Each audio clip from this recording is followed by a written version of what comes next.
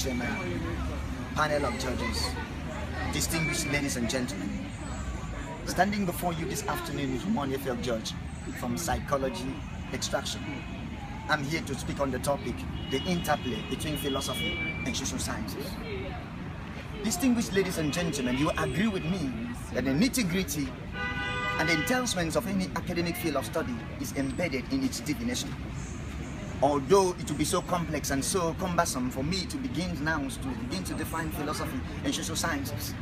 But that notwithstanding, when we are talking about philosophy, the word was being originated from Pythagoras, from the two Greek words philo and sophia. When we are talking about philo, we are talking about love. When we are talking about sophia, we are talking about wisdom. It therefore means that philosophy simply means loves of wisdom or friends of wisdom.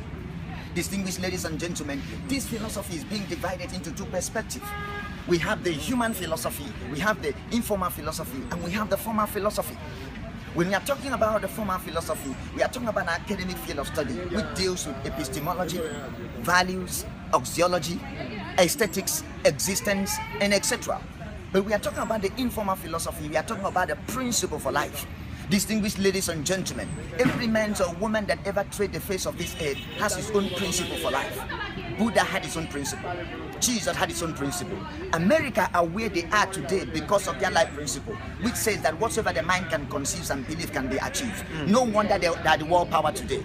Distinguished ladies and gentlemen, whether you be like Frederick Keko, the man that discovered benzene, which is one of the building blocks in today's chemistry, whether you be an employer of labor like Thomas Edison, the man that invented the electric bulb. Distinguished ladies and gentlemen, whether you be like Henry Ford, the man that established Ford Company, or whether you be a job seeker like thousands of Nigerian graduates all over Nigeria, who depends on your life philosophy. Distinguished ladies and gentlemen, it therefore means that your life philosophy is the determiner of the levels of greatness you operate in life.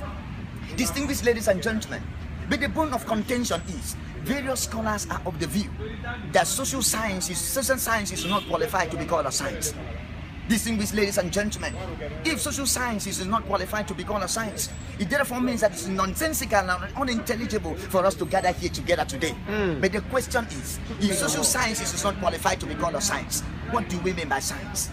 If the characteristics of if the characters of the social scientists are not qualified to be called a science, what is science?